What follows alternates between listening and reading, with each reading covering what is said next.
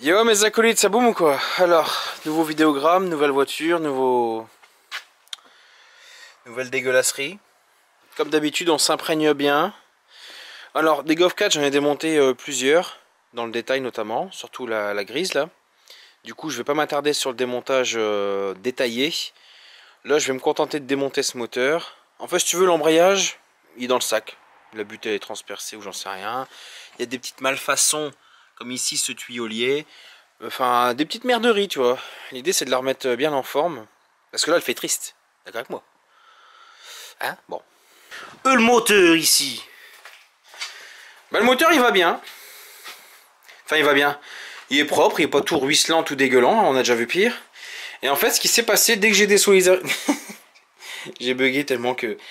Dès que j'ai désolidarisé la boîte, en fait, ça s'est tombé tout de suite. Il n'attendait qu'une chose, c'était de mourir, tu vois, de ce... C'est tout, c'est la fin des temps. Bon, par contre, il y avait beaucoup de liquide de frein, forcément, dans cette cloche. Donc, il faut vraiment tout rincer, tout nettoyer assez rapidement pour éviter que ça se... Voilà, que ça fasse chier le monde. Donc, cette boîte-là, bah, rien de spécial, à part changer la butée, mettre un énorme coup de propre dessus. Et puis, ce bloc, bah, on va le foutre à poil. Bon, mes acolytes, voilà, le moteur est en place, prêt à être désassemblé. On va attaquer le démontage, entre guillemets, non-stop, tu vois. C'est-à-dire que je vais essayer, dans la mesure du possible, hein, voilà, parce que c'est pas un studio ici, c'est juste un petit atelier, de filmer 100% de ce que je fais. Si jamais il n'y a plus de batterie ou des trucs comme ça ou des petites surprises, j'arrêterai de bosser pour recharger, vider les cartes mémoire, etc. Je veux vraiment que vous voyez de A à Z de ce qui se passe. Donc là, j'ai une petite caméra frontale. Ça va? Du coup, là, ce que je vais faire, c'est que je vais commencer à tout démonter. Du coup, attends, je te fais un petit fondu sur le truc. Tac, voilà. Donc malheureusement, étant donné que je m'ennuie un petit peu, parce que ces moteurs-là, bon, je commence à les connaître par cœur, ça devient un petit peu rébarbatif, j'écoute un peu de Zikmu. Hein, donc forcément, les droits d'auteur font que je ne peux pas vous laisser la musique. Donc je vais trouver une solution, je pense que je vais plutôt passer en voix off. Donc je verrai bien ce que ça donne, mais bon, en tout cas, regarde ce que j'écoute. Tu vois, regarde.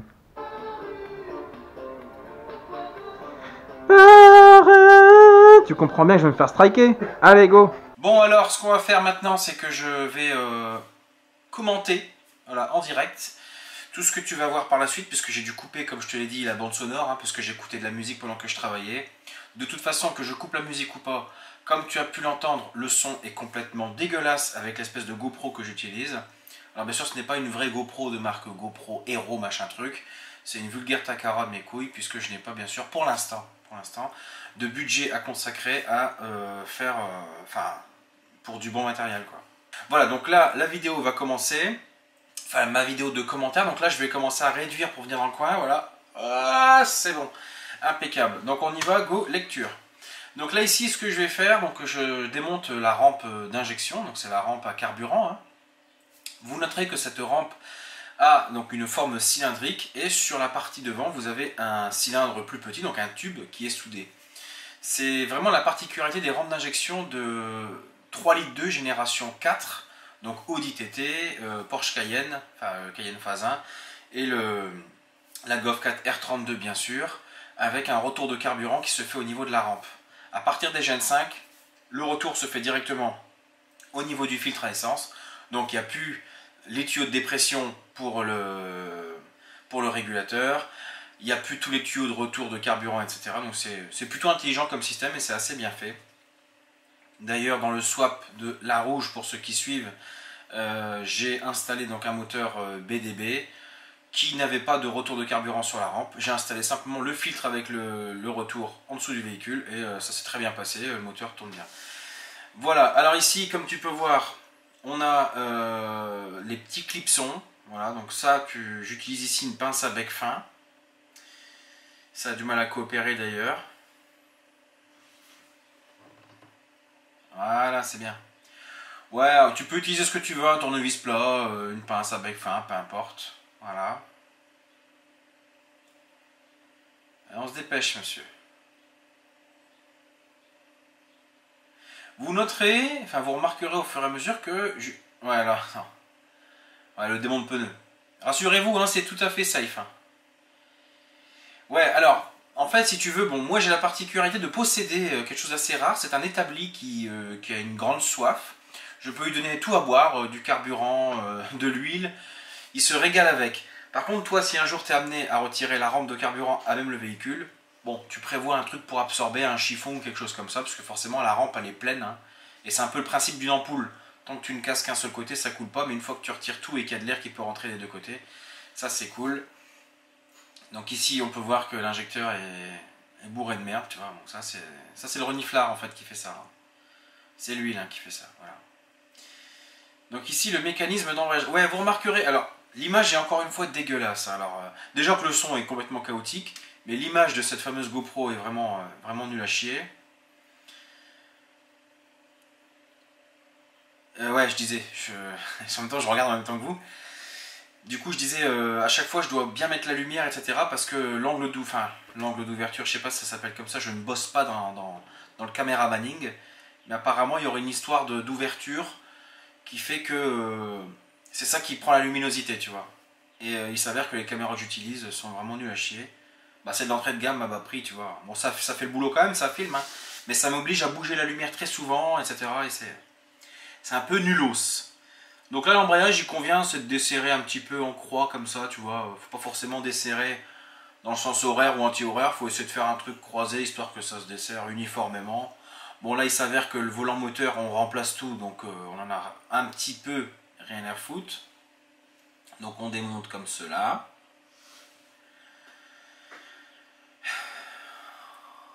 Ouais, je soupire.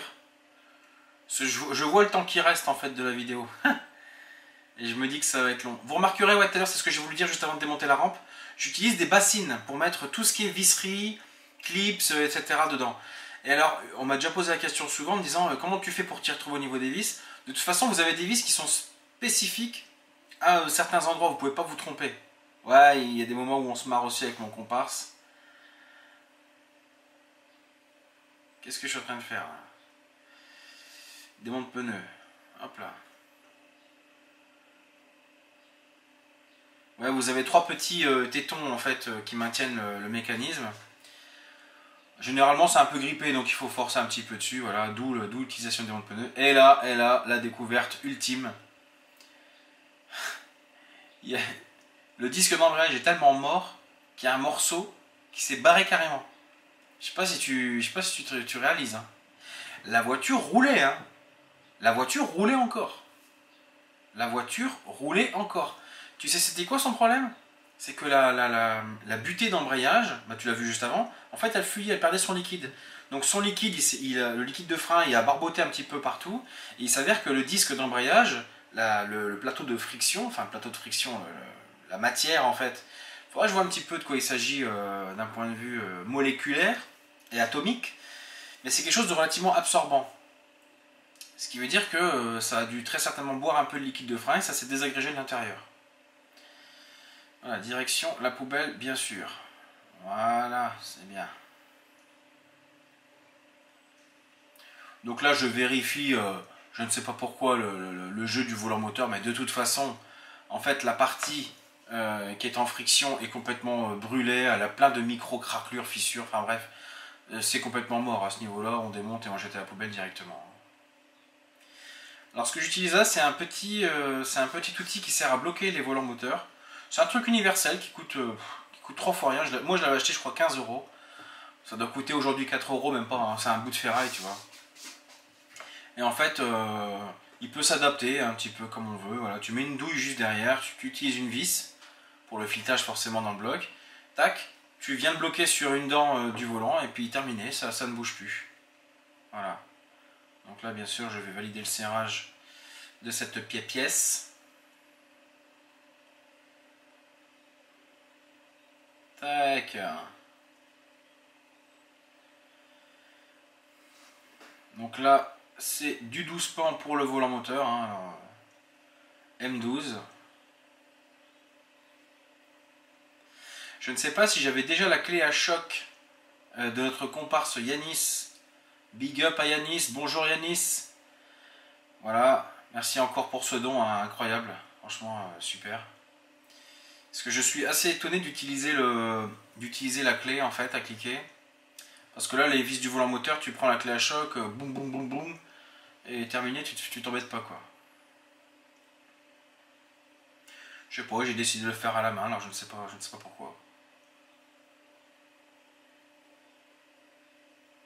Ah, en fait, on travaille très tard le soir, voilà.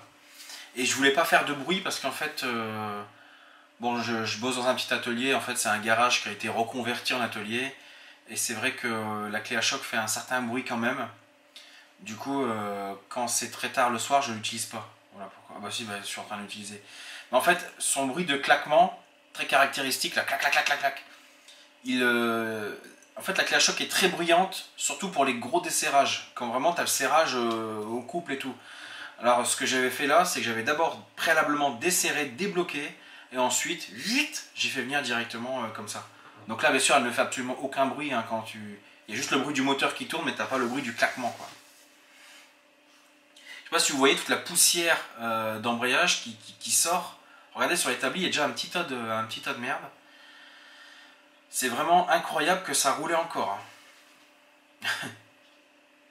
Donc là, bien sûr, on défait l'espèce de bloc volant. Voilà, hop. Ne me demande pas pourquoi j'ai retiré cette petite pièce. J'aurais très bien pu le faire plus tard, mais je le fais maintenant. Bon. Ça faisait une proéminence, ça m'énervait, donc je l'ai enlevé, je pense. Voilà. Alors là, si tu crois que tu vas y arriver à la main, mon bon, tu es en train de rêver, là, je te le dis tout de suite. Alors, très important, vous allez voir, d'ailleurs, vous devez certainement vous demander, mais pourquoi est-ce que tu n'utilises pas un espèce de support moteur comme il se trouve là derrière, ici, derrière moi? Je n'aime pas.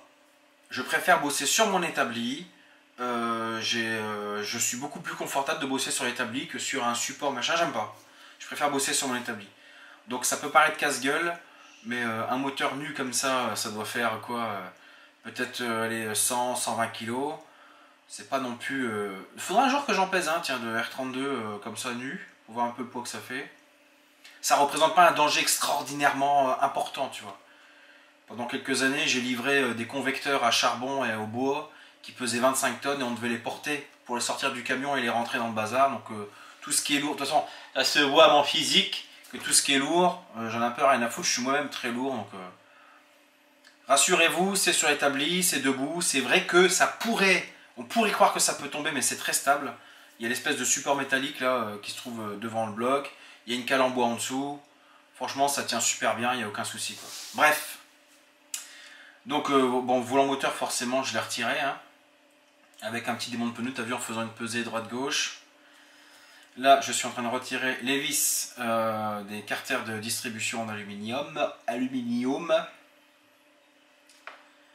Allez, dessert, grand, dépêche-toi. On n'a pas le temps, là. Alors, vous avez vu qu'à un moment donné, j'ai regardé la vis. En fait, imaginons, quand tu desserres une vis, si tu vois qu'elle est pleine d'huile, pleine de cambouis, faut quand même l'essuyer avant de la mettre dans la bassine.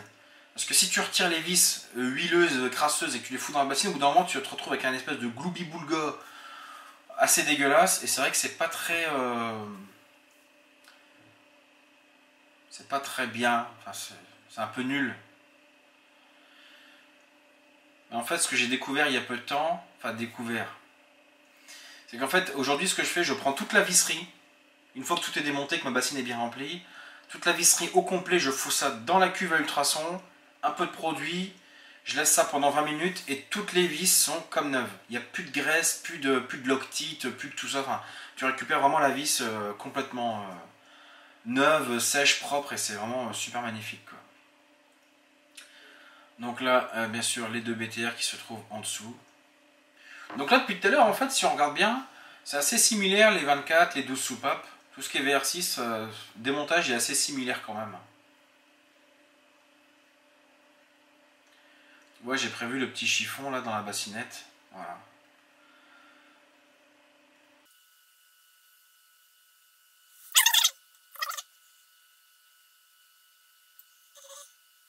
Ouais, alors tout ce qui est visserie du carter inférieur, c'est du 10. Hein. Sauf bien sûr les 3 vis qui tiennent le carter inférieur, donc le carter d'huile si tu préfères, c'est du BTR forcément. Enfin forcément ça pourra être autre chose, hein, mais c'est vrai que les trous sont relativement petits, donc du BTR c'est bien. Mais sinon toutes les vis du carter de distribution inférieure, bah, c'est du 10. Je pense que ce choix est dû au fait que la vis ne doit pas trop dépasser du plan en fait. Donc une empreinte comme ça, c'est très bien.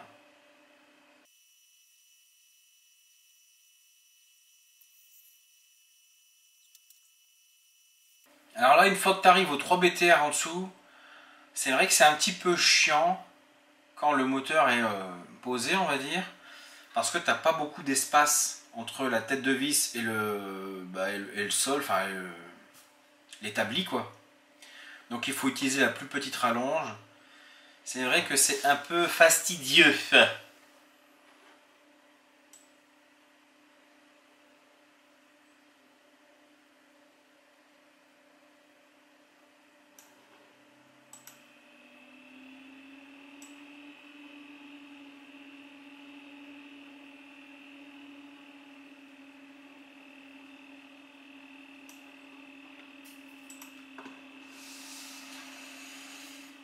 Ouais, là en fait, si tu veux, normalement, quand j'en suis à ce stade, je ne dégraisse pas. Là, si je le fais, c'est parce que vraiment, on a eu un problème d'embrayage, comme tu as pu le voir, le disque était baisé, donc il manquait même un morceau. Ce morceau a dû se désagréger, se malaxer, etc. Du coup, alors on le voit pas bien encore une fois parce que bah la GoPro, enfin l'appareil photo, la caméra ne filme pas très très bien, mais on a vraiment des gros paquets de merde qui sont enfin, pour le bien, au niveau du toucher, etc., c'est mieux de dégraisser, parce que sinon, regarde là, j'y vais carrément au tournevis, tu vois, t'as vraiment des gros morceaux.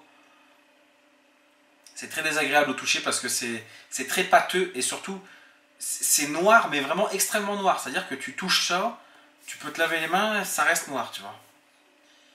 Donc ça, il convient de dégraisser quand même avant de mettre les mains dessus.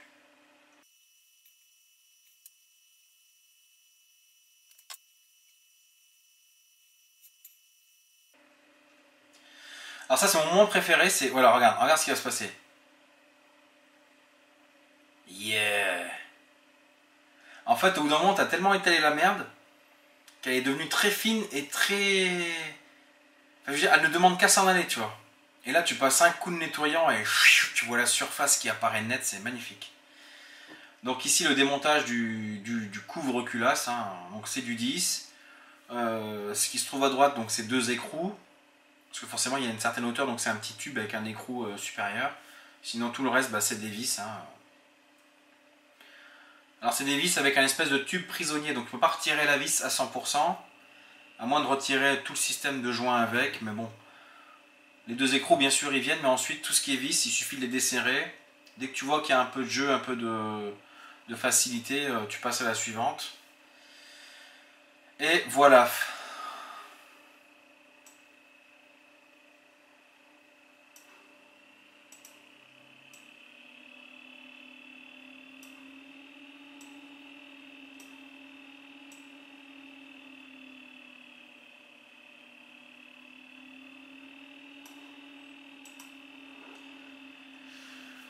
Alors ici, donc là, ce que j'ai constaté en fait dès que j'ai ouvert, c'est que... Alors, ça paraît propre, mais en fait, ça avait été démonté il y a peu de temps. Parce que les joints étaient encore un peu mous, et il y avait des traces de frottement, comme si quelqu'un avait frotté pour nettoyer, tu vois. Donc il y a déjà eu une intervention. Ce que je remarque aussi, c'est que l'arbre à cam de devant, donc d'admission, il est complètement laiteux, parce qu'en fait, l'huile, ça a fait une espèce de mayonnaise, si tu préfères. Donc, joint de culasse, quoi, clairement. Voilà.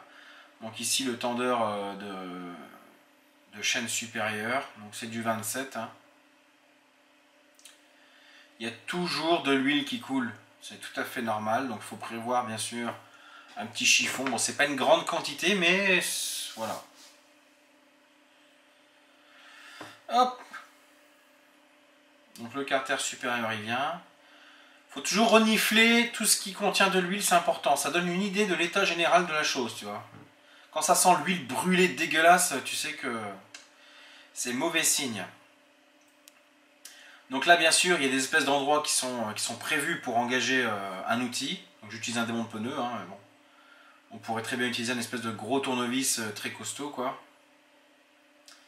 Ouais, je t'ai dit, la lumière, c'est un problème, hein. Franchement, c'est chiant. Là, je suis en train de dire, c'est bizarre parce qu'il y a de la pâte, en fait, au niveau du carter, et ça, c'est pas normal, c'est pas un montage d'usine, quoi. Donc, soit il y a déjà eu une intervention, soit il y a déjà eu une intervention. Vas-y, choc à pic. Ah, parce que le démonte pneu, tu as deux positions, tu as soit la position avec l'arrondi, soit la position plate, enfin bref. Allez, il va venir ce putain là. Tac. Regarde, t'as vu à droite, on a vu, il y a un petit cordon de silicone qui a pendu. Je ne sais pas si t'as eu le temps de le voir ou si je vais... Non, je l'ai enlevé sans en parler. Mais il y avait un petit cordon de silicone. Donc ça veut dire que ça a déjà été démonté, quoi. Donc là, je retire bien sûr la vis de 15, enfin l'empreinte de 15, qui tient donc les poulies intermédiaires. Poulies intermédiaires qui sont assez fragiles d'ailleurs au niveau des dents. Donc à contrôler visuellement l'état, hein. Si c'est dégueu, il faut en remettre des nouvelles. Ça coûte pas très cher, c'est 20 € la petite et 30 € la grande, hein. Voilà. Ici le tendeur supérieur, je ne regarde même pas son état, c'est poubelle directe, de toute façon on change tout.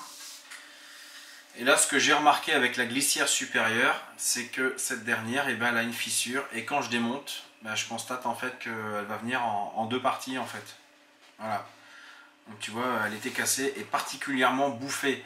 Donc c'est là que c'est un petit peu curieux, c'est que ça a déjà été démonté, donc les carters ont déjà été démontés et réinstallés. Par contre, il n'y a pas eu de remplacement de patins ou de glissière, hein. Ça, c'est... Donc ici, le petit pignon à coup de chiffon. Et on le fout dans le bassinier, voilà, hop. La chaîne, go, poubelle. Alors ici, je vais commencer à démonter donc, la partie inférieure. Donc ça ici, c'est l'espèce de guide de glissière inférieure. Là, ce que je démonte, c'est le tendeur hydraulique inférieur.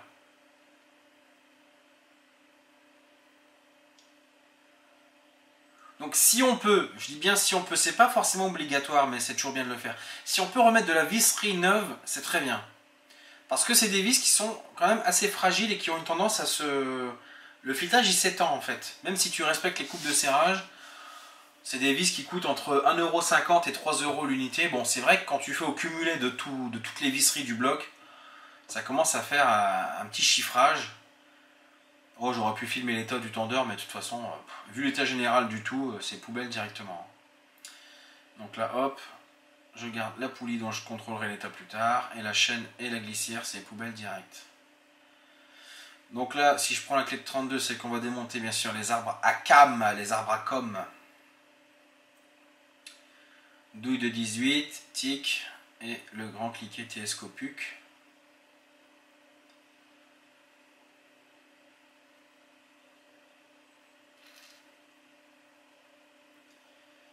Allez, choc à pic, mon grand. Ouais, la luminosité a changé parce que j'ai changé de position en fait. J'ai remarqué que quand je tirais trop fort, le moteur il va un petit peu vers moi, donc j'ai tourné un petit peu vers la gauche. Voilà, donc là on débloque juste, hein, hop. Une fois que c'est débloqué, de toute façon après les vis elles viennent à la main, hein. Vous avez remarqué que j'ai pas forcément calé le moteur au point Moreau, tout simplement parce que là on part dans un démontage absolument intégral, donc il n'y a absolument aucune raison de mettre le point Moreau, ça ne sert strictement à rien. Donc ici, poulie de déphasage, messieurs, dames. Pareil pour les grandes vis des arbres à cam, ça si on peut les remplacer, on les remplace. Encore une fois, c'est pas que c'est obligatoire. La procédure indique de remettre de la visserie neuve. Mais j'ai constaté qu'on pouvait quand même les réutiliser au moins une fois. Donc on peut leur infliger 400 000 km. Tant qu'on respecte les coupes de serrage, en fait, tout va bien. Donc ici, je démonte... alors ça a un nom assez particulier. Je crois que c'est... comment ça s'appelle? Faudra que je regarde le terme exact. Cette pièce coûte extrêmement cher, hein, bien le savoir. Ça tombe jamais en panne, entre guillemets. Mais faut éviter de la faire chuter ou de la casser ou quoi que ce soit. Parce que ça, si tu casses ça, financièrement parlant, ça va te faire mal, tu vois. Voilà. Donc ça tient avec 4 vis M8. Avec un filetage qui est quand même relativement dur jusqu'au bout. C'est-à-dire que tu t'en baves quoi. Quand tu desserres ce truc là, c'est quand même un petit peu chiant.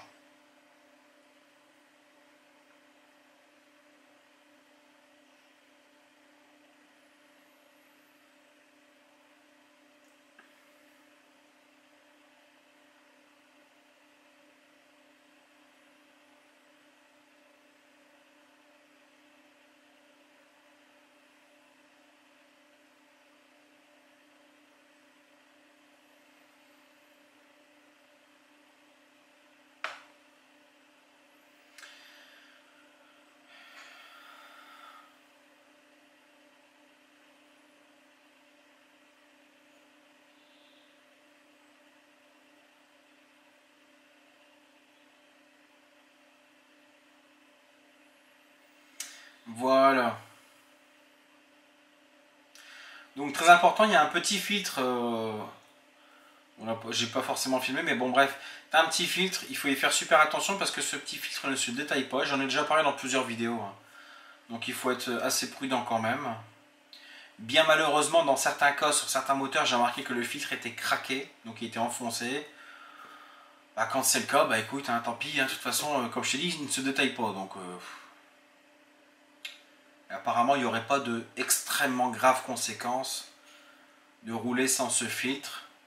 L'important étant bien sûr de remplacer son huile très régulièrement et de remplacer le filtre à huile, parce que c'est quand même surtout le filtre à huile qui fait le nécessaire. Alors pour ce qui est des chapeaux de palier d'arbre à cam, il y a bien sûr un sens, hein, on ne peut pas les démonter dans l'ordre qu'on veut, il y a un ordre bien précis pour le démontage. Vous trouverez cette information dans une autre vidéo. Ouais, j'ai pas forcément pensé à le mettre là. Voilà. De toute façon, faut que vous appreniez la chaîne coupable de tout par cœur. Voilà, c'est comme quand tu passes tu regardes tout. Tu regardes tout. Il y a toujours une information technique. Donc ici, pareil pour l'arbre à cam des soupapes d'échappement.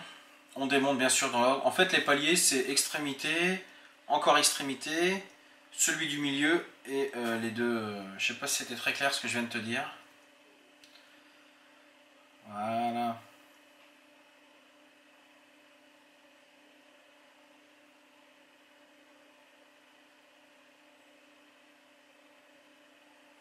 Ouais, on se tape une petite danse. Je pense qu'il y a un petit moment où il y a de la musique sympa qui doit passer là.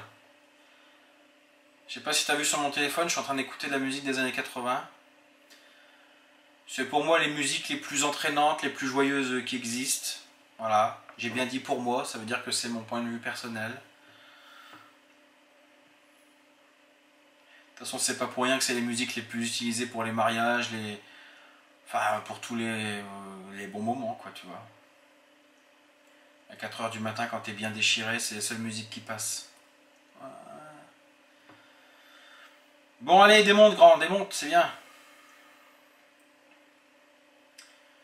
Maintenant, tu vois celui du milieu. Et ensuite, ce sera les deux qui sont juste à côté.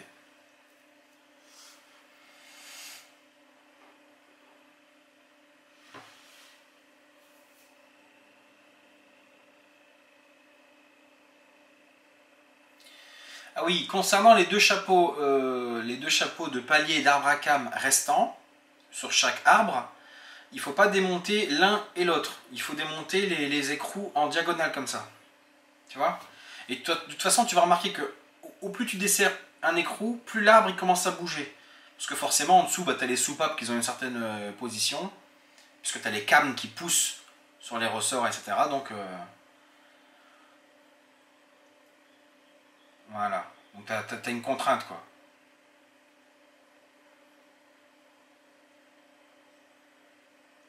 Il y a une tache sur le gant, je ne vois que ça depuis tout à l'heure, ça me perturbe.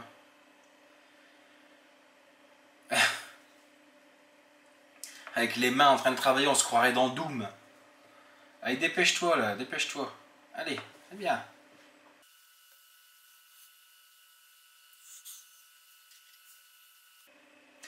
Alors, je n'ai découvert depuis très peu de temps que... en fait, on se tape une dent, je t'ai dit. il y avait un avantage à passer les arbres à cam à l'ultrason. Tu les récupères vraiment comme neufs et c'est bien. Voilà. Alors là, ce qui s'est passé, c'est assez dramatique. D'ailleurs, je fais pause pour t'en parler.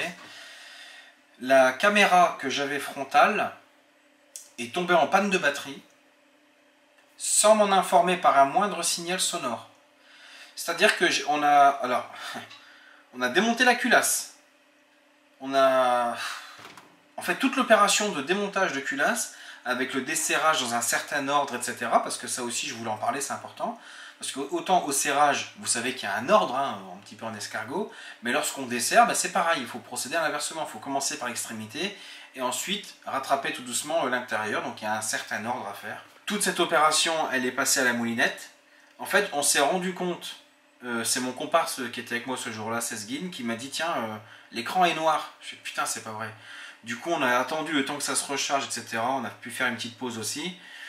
Et c'est chiant. Voilà. Donc, travailler avec du matos pourri, c'est que tu as une image pourrie, tu as du son qui est pourri.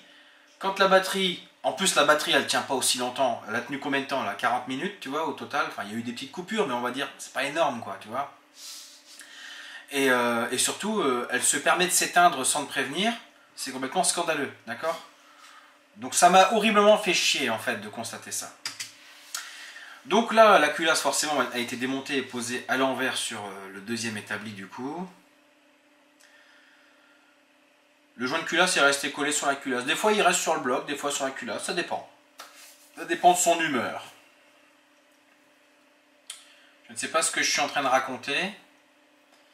Ah, je suis en train d'expliquer qu'il y avait une panne de batterie. Bon, ouais, je viens de le dire là, donc c'est très bien. Là, j'observe le joint, mais en fait, cette observation est totalement inutile. Mais je le fais quand même. En fait, j'essaye de traquer une éventuelle...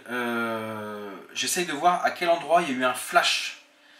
C'est-à-dire l'endroit où il y a eu un flash, putain. C'est là où ça a passé entre le conduit d'eau ou d'huile et la chambre de combustion. Mais sur ces joints de culasse là, c'est impossible de le voir parce qu'ils sont métalliques et tu ne vois strictement rien. Par contre, sur les joints en foin, tu le vois. On voit les traces comme des...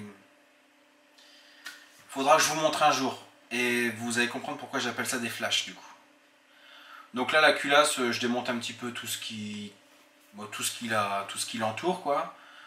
Donc là, bien sûr, il s'agit d'une espèce de support moteur arrière. C'est d'ailleurs, rends-toi compte, c'est cette petite partie métallique qui, juste avec deux putains de vis, en plus le filetage est même pas long, hein, qui supporte le poids et du moteur et de la boîte de vitesse, et qui permet de le soulever. C'est dingue, non? C'est dingue. J'étais encore plus surpris chez BMW quand j'ai démonté le 2,5 litres d'une 525 24 soupapes, là, tu sais, 192 chevaux, là, le M50. Mais c'était un putain de crochet qui tenait avec une seule vis, quoi. Une. Et ça a tenu, hein. La chèvre, elle l'a pris, boum. C'est fou. C'est complètement fou, la matière. Le culasson. Alors, qu'est-ce qu'il va faire, le grand-père? Donc là, je retire l'espèce de guide. En fait, sur les VR6, même les 12 soupapes, hein, tous les VR6, vous avez toujours deux guides. Donc, c'est deux petits tubes avec une coupure, tu vois, qui fait que ça a un effet de ressort. Donc tu prends une tenaille, tu l'écrases, tu le rentres dans le trou, boum, il s'écarte et il ne bouge plus. Et ça permet de guider la culasse quand tu veux la remettre. Donc là, je suis en train de retirer les bougies. Pourquoi je ne l'ai pas fait avant, je ne sais pas. On s'en fout, il n'y a pas trop de... Il n'y a pas d'importance, il n'y a pas d'ordre.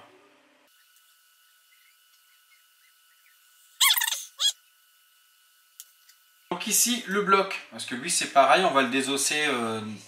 entièrement, on va le peindre, le dégraisser, le nettoyer. Donc ça ici c'est une petite pâte qui ne sert strictement à rien selon moi. Hein. Tu viens juste clipser le petit morceau de faisceau qui va, tu sais, au capteur de niveau et de température d'huile qui se trouve sous le carter là. Et c'est par ces filettages là que vient s'installer le support en aluminium des VR6 12 soupapes. Donc si tu veux mettre un R32 dans une Golf 2 ou 3 sur un berceau posé, c'est ces filettages là qu'il faudra utiliser. La deuxième pièce que j'ai démontée avec un câble, c'est le capteur de cliquetis du banc de cylindre, enfin du premier banc de cylindre, pour les cylindres 1, 3 et 5. Parce que forcément les deux bancs sont écartés, donc il te faut un capteur de cliquetis de chaque côté, quoi.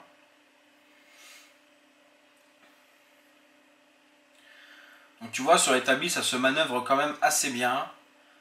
Je considère, moi en tout cas, que c'est plutôt... c'est cool de faire comme ça, j'aime bien. J'ai pas encore... Bon alors là, j'ai le réflexe complètement inutile et injustifié de checker un petit peu l'état de la segmentation en faisant bouger le piston. Alors, je vous donne l'information, ça ne bougeait pas. En fait, ce moteur-là, si on fait un full rebuild dessus, c'est tout simplement pas en préventif. Voilà. Parce que de toute façon, le démontage, entre guillemets, ne coûte rien, mis à part les pièces. Et étant donné qu'il y avait joint de culasse, en fait, c'est des découvertes qu'ils font. Au début, on a intervenu pour l'embrayage. Et on s'est dit, bon, on va faire la distribution avec. En démontant le carter distribution et le carter supérieur, on a vu que l'huile, ça avait fait de la maillot. Donc forcément, joint de culasse. On démonte pour joint de culasse. Et arrivé à ce stade-là, bah, c'est tout. Tu fais un full, hein, tu te fais pas chier, tu vois. Tu démontes tout, tu nettoies tout, et puis terminé, quoi. Voilà. Tous les carters inférieurs tous les carters moteurs, ils sont tous frottés, hein. Ça, c'est dingue, hein. Tu peux faire ce que tu veux. Écoute, moi je conduis depuis... Je ne veux pas dire que je suis le meilleur conducteur du monde, hein. Ce que je vais dire là, c'est pas pour dire que je suis le meilleur. C'est vraiment pour dire, je comprends pas comment les gens font. Moi, putain, je prends un dodan, je te jure, je ralentis, je prends le dodan tout doucement, je monte pas de bordure. J'ai dû faire peut-être au total, hein, sur toute ma carrière de conducteur automobile, peut-être un bon 800 000 km. Facilement 800 000, tu vois. J'ai roulé énormément dans ma vie, et franchement, je me suis jamais pris un choc sur un carter, quoi. Et à chaque fois qu'on récupère une bagnole, les carters sont toujours flingués, griffés. Je sais pas ce que les gens font, hein, c'est fou ça.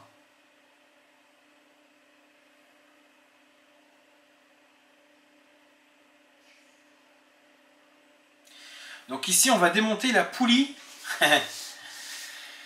Alors la poulie d'ampère sur les VR6, toutes cylindrées confondues, c'est un truc de fou. Le serrage de cette poulie, je ne sais pas qui est-ce qu'il a effectué en usine, mais le mec était déterminé. Il a dû en bouffer des saucisses au curry, là. T'inquiète pas. Donc la technique, bah, c'est soit d'utiliser le gros support en métal que vous voyez là. Voilà. Ça immobilise la poulie. Donc ce support-là est utilisé, enfin ne peut être utilisé que sur les VR6. Ah, comment t'expliquer? Il faudra que je fasse un jour un petit point là-dessus. En fait, tu as le support accessoire, tu sais, l'alternateur, le compresseur de clim, la pompe de direction, ça s'installe sur un gros support en aluminium qui est devant le bloc. Et ce support-là, tant qu'il est présent, tu ne peux pas installer cet outil. Sur les 24 soupapes seulement, sur les 12 soupapes, tu peux. D'ailleurs, cet outil est prévu pour les 12 soupapes. Hein. Mais on peut l'utiliser pour les 24 si on défait le support. Voilà, comme ça, tu as compris. Mais oui, c'est clair. Donc là, mon comparse est en train de démonter les vis du carter. Moi, j'enlève la sangle. Parce que le moteur, si tu le sangles pas, il tourne avec. Hein. Je t'ai dit, la vis de poulie d'ampère, elle est serrée à crever. Donc ici, je prends les deux clés de 24 pour desserrer l'outil de blocage. Qu'est-ce que tu fais avec tes mains là? T'es perdu, grand? Allez. Joue. Voilà, c'est bien. Démonte.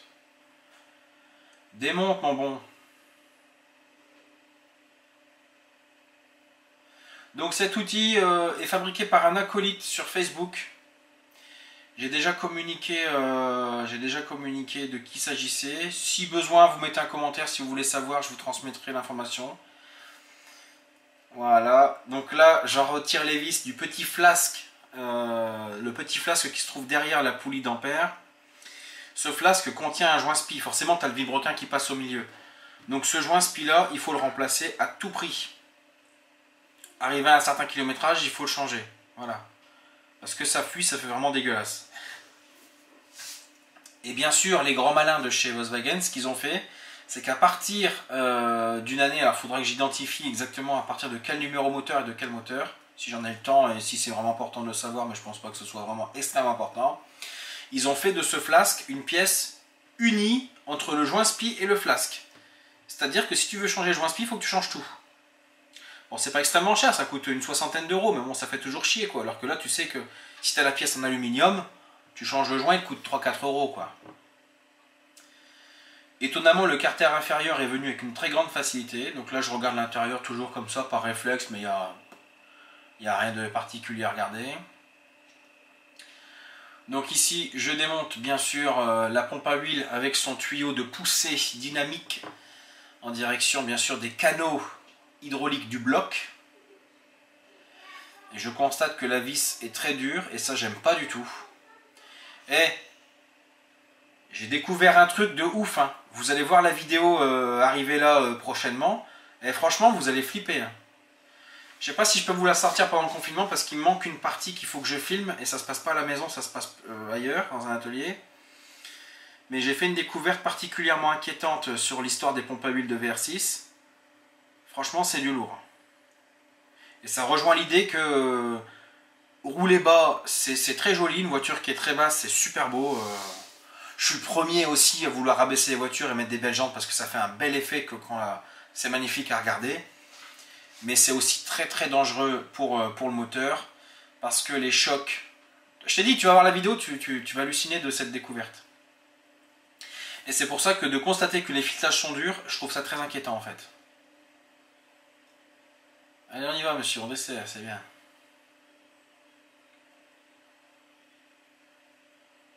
En fait, comme c'était une première pour moi, ce démontage en frontal, j'ai pas percuté qu'il fallait que je me magne le cul et que je perde pas mon temps à donner des explications, en fait.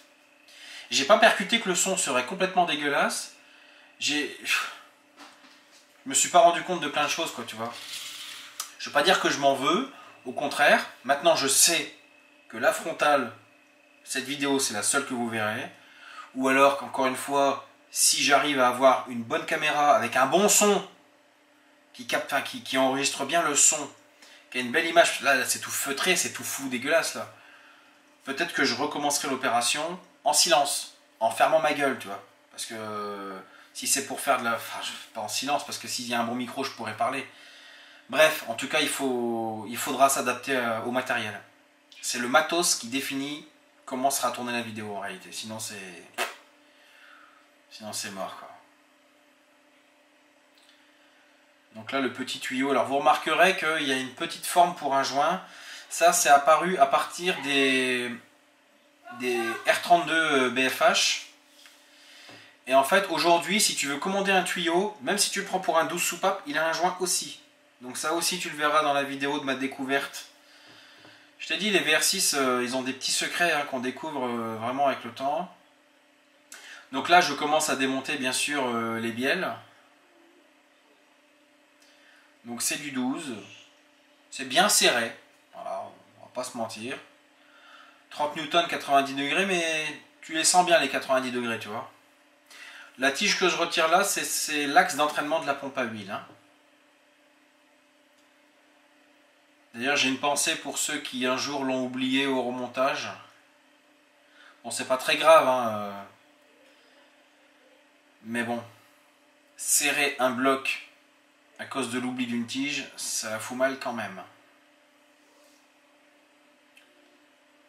Voilà. Alors pour ceux qui se demanderaient, mais pourquoi tu poses les vis sur un chiffon alors que de toute façon tu vas les jeter, tu vas devoir les remplacer? C'est tout simplement parce que provisoirement je referme la bielle avec son chapeau, tu vois. Donc là je regarde le coussinet et je me rends compte que c'est en très bon état. Donc autant on a fait du préventif, autant c'était pas extrêmement utile en fait. Écoute, c'est fait, hein. Voilà, au moins c'est fait et puis c'est tout. Allez, on y va. Très important. Alors ce que je suis en train de faire là, j'utilise une rallonge de cliquet pour pousser la bielle, mais parce qu'elle a toujours son coussinet. Et parce que le coussinet, je vais le remplacer. Si jamais le coussinet était resté collé sur le maneton du vilebrequin, j'aurais jamais utilisé une rallonge en métal. Hein. J'aurais utilisé une tige en téflon que je me suis fabriqué d'ailleurs. Donc il faudrait que je vous parle pour le prochain montage-démontage. Le téflon, c'est avec ça roulé, lui. On dirait qu'il est en train de fumer un spliff. Gilbert. La tête. Oh putain, il est magnifique ce mec. Voilà, donc là avec une grande délicatesse, il récupère piston bielle du côté du plan du bloc. Voilà. Hop. Donc je disais, là en fait je vais refermer avec les vis. Encore une fois, vu que je suis en amélioration constante, je trouve que remettre les vis c'est un petit peu nulos. Donc maintenant ce que je fais... Alors, attends, putain je sais même plus dans quel ordre vous donner les infos. Là, pour me souvenir qu'il s'agit du piston du cylindre numéro 3, je mets 3 colliers en plastique dessus. Ce que j'allais dire avant, c'est que maintenant, je laisse le chapeau et la bielle séparés. Je mets 3 colliers sur la bielle et 3 colliers sur le chapeau, tu vois. Parce que quand tu passes tout ça à l'ultrason, c'est mieux que ce soit démonté, comme ça, ça nettoie tout vraiment à cœur. Donc là, ça va devenir un petit peu rébarbatif. Je ne sais pas pourquoi j'ai continué à laisser la caméra tourner, parce que finalement, le démontage, bah après, c'est du... Voilà, on l'a vu, hein.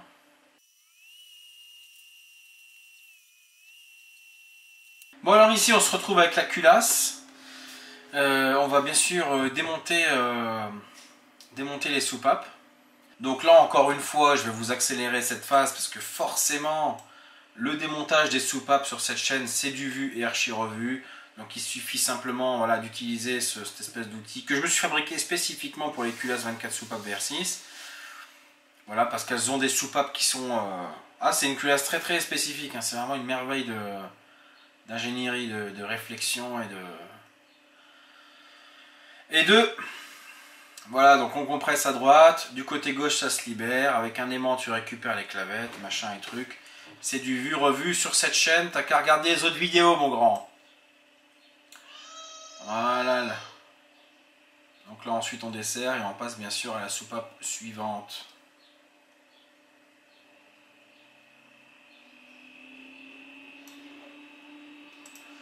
Alors ici bien sûr le petit morceau de carton qui va bien. Voilà, tu vois la soupape elle est sortie sans aucun mal, ça a glissé quoi, tu vois. Un luxe que ne peuvent pas se permettre les bourrins.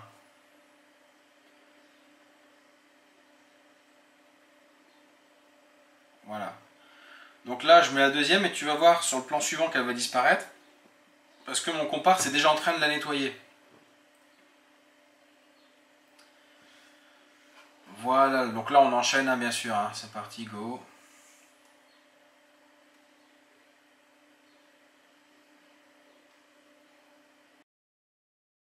Bon, la frontale, elle n'arrête pas de tomber en panne de batterie, il fait trop froid dans le garage, je pense. Du coup, ici, toutes les soupapes sont démontées. Il ne reste que les joints de queue de soupape sur les guides. Donc on va les démonter là et puis analyser un petit peu leur moelleux. Sont-ils secs? Sont-ils encore un peu mous? On verra bien tout ça, mais de toute façon on les remplace. Quelle heure est-il, camarade? Je crois 3 h du matin. Quand je te dis qu'on est KO, on est KO. Bon alors ici, qu'est-ce qu'il raconte lui?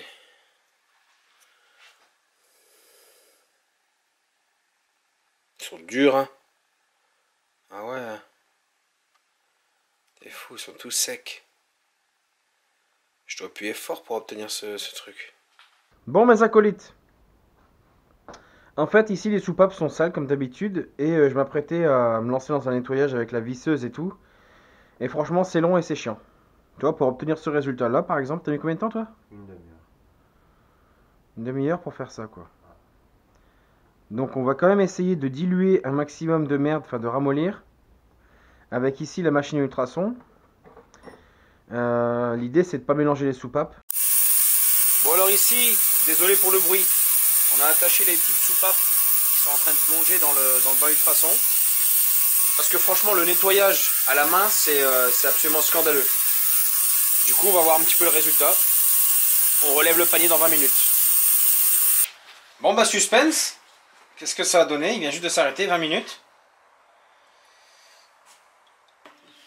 Bon bah le suspense il est vite réglé. Hein. Ultrason ça ne fait rien.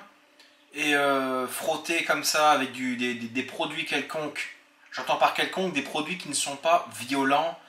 C'est extraordinairement long. Si vous avez vu la vidéo sur l'Audi TT Orange, il faut savoir que j'ai découvert le produit Mafrazol. Le produit Mafrazol, c'est aujourd'hui celui que j'ai découvert étant le plus efficace sur la merde des soupapes. Je ne l'ai pas encore essayé sur autre chose. Quoique, vous savez, jusqu'à... Enfin, je sais pas si vous avez remarqué au cours des vidéos, j'utilise toujours des chiffons microfibres que j'achète à Action ou peu importe où. Enfin, Action, c'est les moins chers. Et ces chiffons microfibres là, une fois qu'ils sont bien noirs, bien pourris, dégueulasses, je les jette à la poubelle. En me disant, merde, c'est bien con, parce que le tissu, il est pas craqué, il est encore bon, c'est juste qu'il est gorgé de salissure, quoi, d'huile, etc. Je me suis dit, putain, mais comment je pourrais faire pour nettoyer ces putains de chiffons?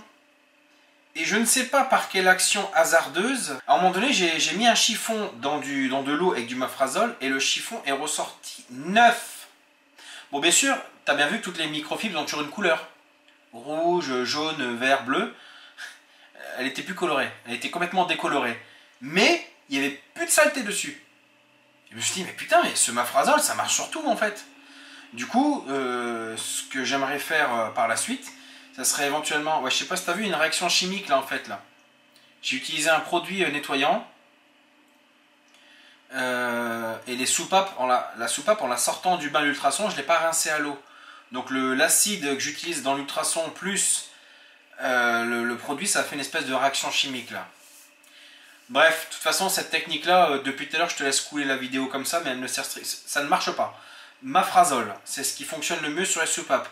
Je te parle de ce que j'ai essayé moi. Il y a certainement une technique industrielle, soviétique et sociale de l'URSS et de l'Union de la mort qui procède à un truc qui nettoie tout d'un coup sec. Je ne la connais pas, cette technique-là. Moi, j'ai essayé le mafrazole en me disant, tiens, est-ce que ça marche? Et ça marche du tonnerre. Tu vas voir le temps que ça a pris à mon comparse de faire les soupapes. Il l'annonce juste après, donc on reprend la petite vidéographie maintenant. Mais il se débrouille bien notre acolyte. Alors, peux-tu confirmer s'il te plaît que c'est un métier, c'est un film là? Franchement, si. Mais le bain ultrason, il a quand même bien ramolli un petit peu ou... Quand même, hein. Il y a la saleté qui est dedans. Putain. Eh ben, t'as passé la journée dessus en fait là. Ouais. Journée entière. Et on n'a pas encore fini, hein. Il Ouais. reste encore 6 soupapes à faire.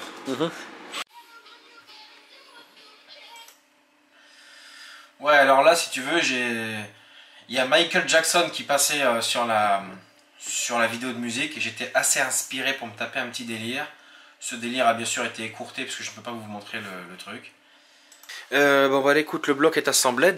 Enfin, le bloc. L'embellage, quoi, si tu veux. Donc là, il faut remettre le bloc à l'endroit, c'est-à-dire plan de joint de culasse vers le haut et commencer à tout nettoyer, etc. Proceeding. Alors, tu constates que le remontage piston, segment, machin, tout ça, il n'y a rien eu de filmé. En fait, c'est une opération pour laquelle tu as les mains dans l'huile, mais en mode huile, tu vois, à 200%. Moi, j'utilise une espèce de bassine d'huile. Je sais pas si j'ai déjà filmé ça. Je crois dans l'Audi A3 noir, j'avais vraiment été dans le détail, ou je sais plus si j'avais... Ce qui veut dire que là, en réalité, l'insertion des pistons, le serrage des bielles, tout ça, ça n'a pas été filmé. Et étant donné qu'à partir du moment où je savais dans ma tête que tout ça s'était perdu, niveau filmage, j'ai eu une espèce de... un coup de dégoût. Je me suis dit, tu sais quoi, vas-y, nique sa mère, vas-y, je filme rien, ça me dégoûte. Donc on n'a pas filmé le remontage des soupapes, enfin le remontage, je veux dire, dans le détail de comment faire. De toute façon, bon, sur la chaîne, ça va, c'est déjà filmé, mais bon. Tout ça pour dire que ça m'a démoralisé, en fait, ce coup-là, là, tu vois. En fait, cette vidéo, c'est vraiment une vidéo qui veut dire, merde, il y a quelque chose qui ne va pas, en réalité. Il y a quelque chose qui ne va pas. Dans la transmission des informations, du savoir et des techniques, il y a un manque. Et vos points de vue à vous, même si je les recueille, bah, soit vous ne vous rendez pas compte de ce que vous me demandez de faire. Il faut mettre un trépied. Ouais, mais un trépied, il faut quand même se rendre compte de ce que ça représente en charge de travail. Hein. Viens passer une journée à la maison, tu verras qu'en une journée, on va juste mettre une culasse sur un bloc et c'est tout. Parce que c'est du temps à mort.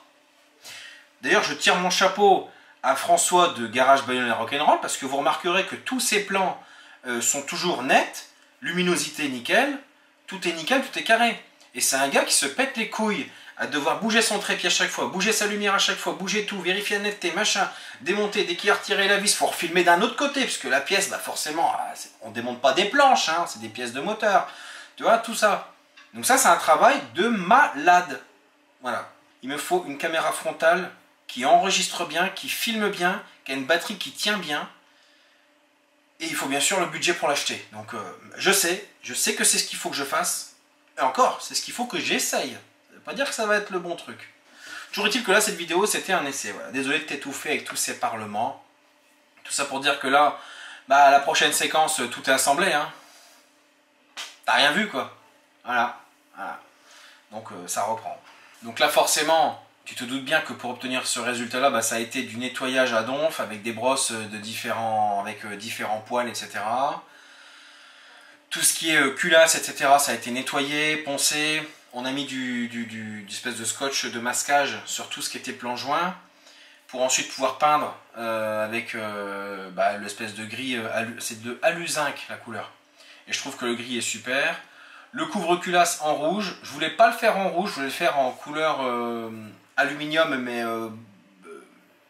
poli, mais mon comparse m'a dit viens on le fait en rouge, comme ça on fait la pipe en noir avec un petit contour rouge, et c'est vrai que le résultat est assez impressionnant, tu le verras juste après normalement. Bon mes acolytes, alors ici ce moteur est installé, il est tout fini, hein. Voilà. C'est dommage, en fait je suis en train de me dire, on n'a pas filmé en se disant que c'était trop filmé, mais ne serait-ce que l'aspect esthétique, tu vois, ça valait le coup je pense de filmer un peu, mais c'est très long, enfin dans les grandes lignes, voilà, hein, je trouve ça très beau, je ne sais pas ce que tu en penses. C'est sain, c'est carré, c'est toi, il n'y a pas de...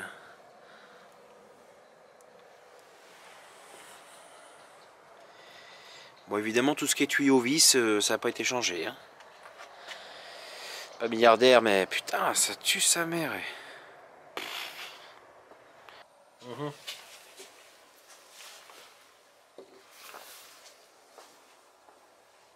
Truc de dingue. C'est des freins de camion, quoi. Bon, alors ici, qu'est-ce que ça raconte ? Moteur en place, bien sûr, ça on l'a dit tout à l'heure. Et en fait, avant de remonter le faisceau, bah, t'as toutes ces petites merdes comme ça, tu vois. Bon, là, c'est juste de la gaine annelée qui est déflinguée, donc je vais en mettre de la nouvelle, bien sûr. Mais par endroits, on peut constater que... Alors déjà, les prises c'est les premières images de la vidéo, donc forcément, c'est les plus marquantes. Toutes les prises sont pétées, regarde, il n'y a plus aucun clipson qui tient. Donc là, c'est remplacement des 6 avec nouveau capuchon rouge et tout. Ah putain, vive le soleil, hein, vive le soleil. Alors ici, bah écoute, j'ai restauré ce qui me semblait être nécessaire. Mes phrases n'ont pas trop de sens, excuse-moi, je viens de me réveiller. Hein. Alors ici, tu as les 4 mémerdes qui viennent, tu sais, devant là. À ce niveau-là, ici. Donc tu as capteur de cliquetis, capteur de pression d'huile. Ensuite, tu as quoi d'autre? Capteur PMH. Et ici, c'est quoi ça? Oh putain, putain, tu vois, regarde. Eh ben heureusement que j'ai filmé. Eh ben ça tu vois, ça faut mettre du produit dedans, tu vois. T'as capté comment c'est fait? Je disais, normalement tu as de la gaine annelée très fine qui se met ici, de ce diamètre là. Mais j'ai pris la décision de la retirer et je vais t'expliquer pourquoi. En fait, si tu veux, à cet endroit là, bon déjà ça chauffe très fort, hein. Pas très fort, mais bon, déjà tu as le tube de liquide de refroidissement qui est à 90 degrés. Ensuite tu as le bloc moteur. Ah oui, je cherchais cette petite priselette, donc ça c'est la pompe à eau secondaire, hein, qui vient juste ici à gauche. Et en fait, si tu veux, la gaine, elle résiste pas à la chaleur, elle se craquelle automatiquement. Alors tu vas me dire, ouais mais justement, tant mieux, si la gaine a fait bouclier thermique, ça évitera que... Ouais, t'as raison. Donc là j'ai mis cet adhésif spécifique pour protéger le silicone. T'en vois rien là, voilà, vise un peu. Donc ça c'est vraiment pour protéger le silicone du fil, tu vois. Du coup c'est très bien. Alors j'ai rallongé un petit peu celui-ci qui était en mode chiffon, parce que en fait il est très souvent torsadé parce qu'il n'y a pas assez de longueur. Ingénierie oblige. Cette prise là, c'est la prise du capteur de cliquetis.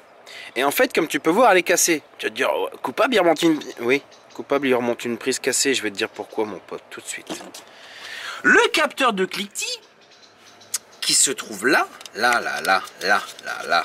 Quand tu dois brancher la prise, tu dois faire de la gymnastique avec, tu vois. Alors pour le mettre ça va, tu le mets, clic, t'es fin heureux. Sauf que pour le retirer, le clipson il est en contresens, tu vois. Il est absolument impossible de glisser un outil pour faire ouvrir le clipson. Mais en fait, le clipson ne sert à rien. Il ne participe pas à la rétention de la prise sur le capteur, d'accord? Ce qui participe à sa rétention, c'est le fait que le faisceau il est un petit peu bloqué contre ce capteur de pression d'huile ici, tic tic, tu vois. Du coup, il ne peut pas reculer. Et le jour où je voudrais l'enlever, bah, j'aurais juste qu'à tirer dessus délicatement avec mes petits doigts. Enfin, petit doigt, avec ma main de dinosaure. Voilà. Donc, ça ici, nettoyage. Sinon, ce que je voulais dire en démarrant cette caméra, parce que bon, hein, tu sais, après je me laisse perturber par ce que je vois, c'est que bah, tout est révisé. Je ne veux pas dire restauré, parce que c'est pas le bon mot, mais tout est... J'ai vu, j'ai analysé, ce qui devait être remplacé a été remplacé. Tout ce qui est bobine d'allumage, c'est encore un peu en mode chiffon. Alors tous les boîtiers ont été remplacés. J'ai passé 40 minutes là-dessus. Hein. Franchement, c'est, j'ai l'habitude dans les vidéos de vous dire, les gars, lancez-vous, ouais, tu vas voir, te lance pas. Enfin, non, entre guillemets, te lance pas, mais c'est hyper chiant à faire. Pour pas casser, bien sûr, hein, les bourrins, ils te pètent ça en 10 secondes. Hein. Donc ici, tous les boîtiers sont neufs, les 6. Donc c'est parfait. Par contre, pour récupérer les pins métalliques sans les casser, oh, franchement, souffrance, tu vois. J'ai fait ça hier soir, c'est pour ça que là on est le matin, tu vois. On s'inspire de la dégueulasserie, mes camarades, on s'inspire bien de cette merdasse. Alors pour info, hein, la cause de ce truc, de cette dégradation, bah, c'est la batterie. Je sais pas ce qui s'est passé, elle s'est mise à suinter, à transpirer de l'acide, tu vois quoi. Voilà. Est-ce que j'aurai le courage de mettre ça en ligne? Regarde. En fait, c'est une solution plutôt cool, tu vois. Au moins ça, c'est pas trop tendu, j'ai pas besoin de le lever, tu vois. C'est carré, ça le fait. Et ça me donne un putain d'accès, tu vois, pour pouvoir tout poncifier bien propre. Comprends-tu? Donc, tu vois, sac poubelle, machin, vraiment le... Vu d'ici, ça... Eh ouais, on a des idées, hein. Bah, je regrette pas d'avoir pris la décision de tout démonter. Parce que, bah, en fait, c'est en train de se bouffer tout doucement. Et c'est creusé, hein, tu vois qu'il y a des endroits où c'est creux, hein. Donc tout ça, poncer, machin, mastic, tac, tic, tac, toc, toc. Les filetages du bac à batterie, bien sûr, je vais les refaire au tarot. Là, t'es en direct sur YouTube. Hein. Si c'est pourri, les gens ils vont voir ta tête, ils vont dire c'est ce responsable-là. Tadam! Oh, ouais, t'es fou quoi. Ouais. Le R il est bien fait, mais c'est l'espèce de petite vague là. De loin, ça va. De loin, ça va. Aïe.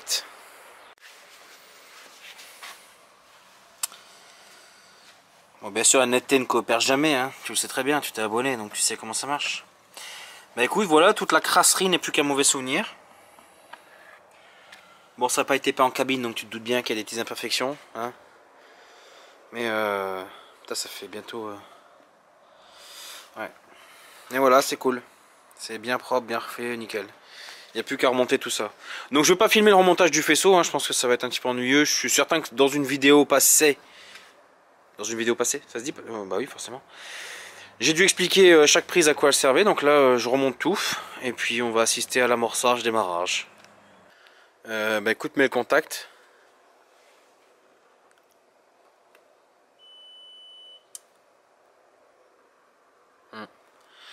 Bon, déjà il n'y a pas de fuite de carburant. Ok. Bah vas-y, lance le bazar, hein. On va bien voir. Hein. Stop. Et les bougies, et la compression mon pote. Tu vois, j'ai laissé les bougies dans les fûts. Regarde ce qu'elle est. Elle a jumpé mon gars. Et la compression de malade qu'elle a dedans. Prends un aimant s'il te plaît. Il faut reprendre toutes les bougies. Putain, je sais pas si je peux taper un petit ralenti sur la bougie qui a jumpé là. Arrête. Compression ou quoi? Compression maxi pote. Putain de ça. Truc de dingus. Ah, j'avais la flemme de les enlever, je dis oh je vais les laisser dedans. Vas-y, pose-les et on va reprendre le...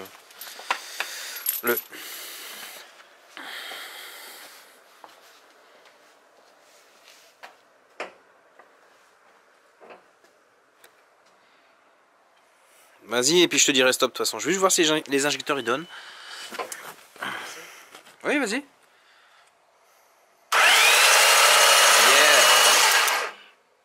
Oh, c'était beau à voir, mec. C'était artistique. Je vais débrancher tous les injecteurs et on va faire l'amorçage. Et il tourne bien, hein? Il tourne bien, le saligo. Oh, ça gît bien. À fond, putain, double brouillard sur son lit de potassium. Bah tiens, regardez. Encore une à changer, tu vois. Heureusement que je l'ai vu là maintenant. Allez, encore, une autre à changer. Il n'y a que celle-là qui est neuve, celle du bout. Voilà, le plastique est bien moelleux. Alors, un peu moyen. Tu es faible. Donc là, tu lances le démarreur pendant une petite trentaine de secondes, s'il te plaît. On va amorcer le tout. T'as la bougie, quoi. Vas-y.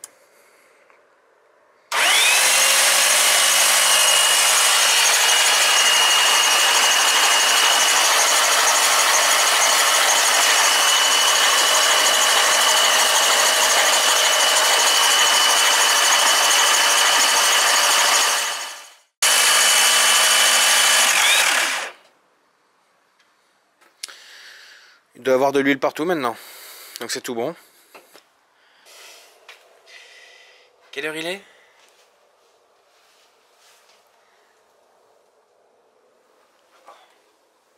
23h20. Oh seulement oh. Je voulais lâcher une petite vanne sur l'heure, mais 23h20. Vous êtes dans votre lit, c'est ça? À cette heure-ci? Vous vous masturbez sur quelle catégorie sur YouPorn? Parce que moi, tu vois, je suis ici, à l'extérieur.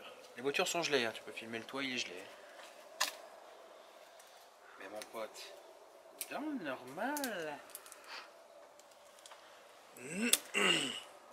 Coupable? Pourquoi tu précises ça Franchement, nous, à travers l'écran, on le voit pas qu'il fait froid, on s'en fout. C'est exact. C'est exact. Excellente remarque. C'est juste pour annoncer au domaine automobile que le jour où j'aurai un garage, je vais t'enculer. Raser. C'est-à-dire que même tes cheveux, t'en auras plus. Tu seras là. La détermination, ça c'est de la passion pure. Pur sucre. Et ouais. Regardez-moi ça, messieurs, dames. Ingénierie de pointe. Mais attends, c'est pas encore le moment de le montrer, lui, là. Laisse le cacher. Pourquoi tu as allumé cette caméra, tiens? Intéressons-nous à... On dirait, tu sais, un sarcophage comme ça debout. Il y a juste sa tête et ses mains comme ça, elle est comme ça. Ouais. Rassurez-vous pour ceux qui disent, ouais, il fait travailler sa femme. Elle est venue spontanément. Est-ce que je t'ai demandé d'allumer cette caméra? Non. C'est toi qui es venu filmer. D'ailleurs, même c'est pas bon pour la caméra, tu vois, trop de froid comme ça. Là, tu vois, je suis en train de refaire ce putain de truc. Alors, j'explique, ça, c'est le tuyau. C'est le tuyau qui se met, tu sais, pour les vapeurs d'huile. Donc, qui relie le couvre-culasse jusqu'au tuyau d'admission, tu vois, où est-ce qu'il y a le débitmètre. Je pense que ce tuyau a été cassé à plusieurs reprises dans le temps, à plusieurs étapes différentes. Et puis, les gens, ils se sont dit, tiens, on va mettre du bleu. Après, on va mettre du noir. Après, on va mettre ça en dedans. Et ça, on va cut ça. Mais j'ai la chance d'avoir supprimé ici même la pompe à air secondaire. Du coup, je vais pouvoir récupérer des petits greffons liés. Je l'ai déjà dit dans d'autres vidéos, mais comme je sais qu'il y a beaucoup de nouveaux qui viennent me persécuter, voilà, au moins tu vois ce que je fais, j'utilise. Donc la pompe à air secondaire, quand tu la supprimes, bien sûr, il faut conserver ce putain de truc parce qu'il est utile et pour ça, enfin pour les tuyaux de Golf 4 et pour les tuyaux d'Audi A3, bref, c'est du tuyau à garder ça. Très important. Et ça tombe, celui-là il coûte plus cher que celui-là, tu vois. Et on a eu jeté. Bah écoute, tant mieux que je sois intervenu là-dessus parce que regarde. En fait, tu vois, il y a un petit fil ici qui a été complètement bouffé. C'est un fil de commande en plus d'une bobine, donc on touche au but. Et il fait un de ces putains de froid de lune. Regarde ça.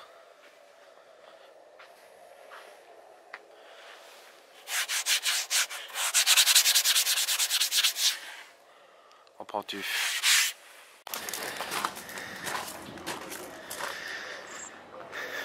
Alors, Général, colonel, quelle heure est-il? il est 11h30. Et pourquoi je viens de me réveiller? Seulement maintenant. T'as bossé jusqu'à 3h du mat. Putain de merde, un monde parallèle. Bon bah reprenons nos trucs, hein. Démarrage mon pote, hein. Donc là faut rebrancher le booster quoi.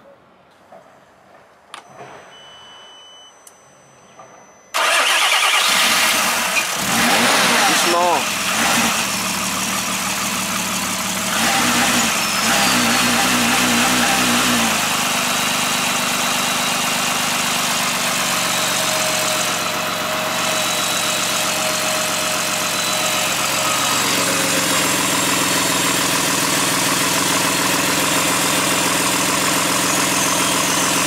Il y a une prise d'air, c'est trop marrant. On l'a pas bouché ça, mais c'est pas grave. Ça met.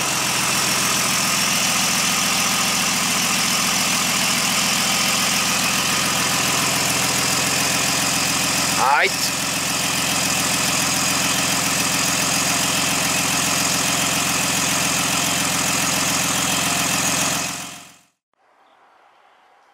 Quel dommage que le sol soit dégueulasse parce que franchement là...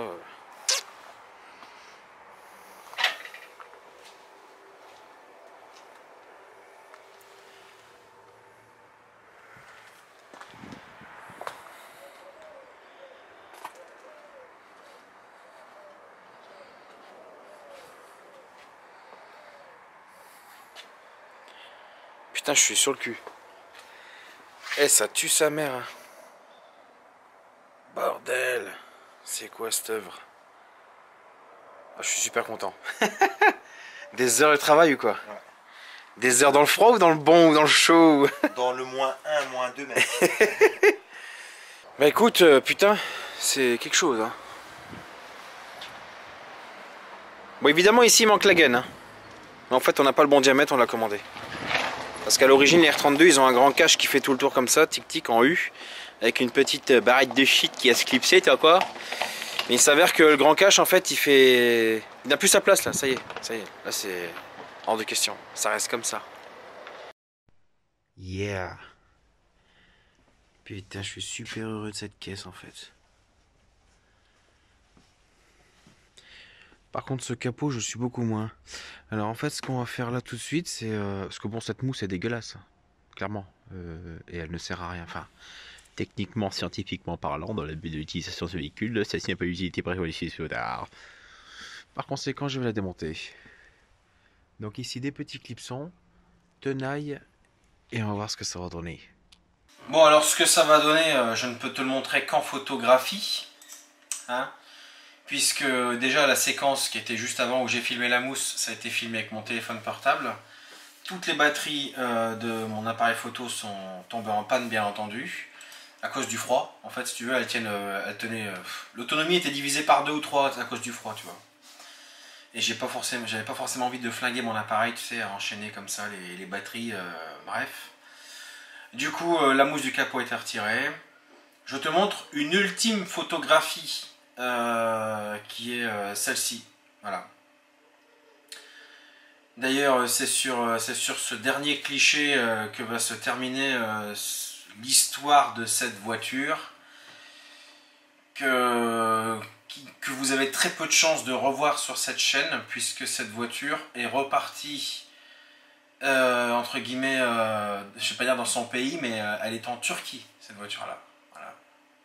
L'acolyte qui m'a tenu compagnie pendant tout ce vidéogramme, Sezgin, eh bien, est venu de Turquie. Voilà. Pour ça que vous avez remarqué qu'il avait un accent quand il parlait français. Il est venu de très loin pour bénéficier de l'entretien de cette voiture. Donc voilà, je suis ravi aujourd'hui de savoir qu'en Turquie, il y a une voiture... mais, enfin pas made in Coupable, mais rebuild by Coupable, donc ça me fait vraiment plaisir. Il m'a envoyé une petite vidéo dernièrement. Bon, la qualité de filmage n'est pas top, sinon je vous l'aurais mise, hein. Après il fait ce qu'il peut bien sûr, hein. C'était juste pour me donner des news de la fin de ce rodage, etc. Donc ça m'a vraiment fait plaisir de la revoir. Bon, la petite mésaventure, c'est qu'on lui a cassé un carreau pour essayer de... Bref, des connards, il y en a partout sur Terre, tu vois, mais enfin bref. Mes acolytes, je vous laisse. Cette vidéographie qui était assez longue, avec beaucoup de discussions de ma part comme ça en facecam, nous ramène à quelques problématiques. Les problématiques sont plus liées à, en fait, l'utilisation du matériel, tu vois. Donc c'est vraiment quelque chose sur quoi je vais essayer de trouver des améliorations, on va dire. Donc on se retrouve pour d'autres vidéographies. Merci d'être resté jusqu'au bout. Et à bientôt. Voilà, je ne vous demande pas de vous abonner, etc. Vous savez ce que vous devez faire. On se retrouve assez rapidement. Je me relance dans d'autres montages tout de suite après avoir coupé cette caméra. Donc à très bientôt mes acolytes.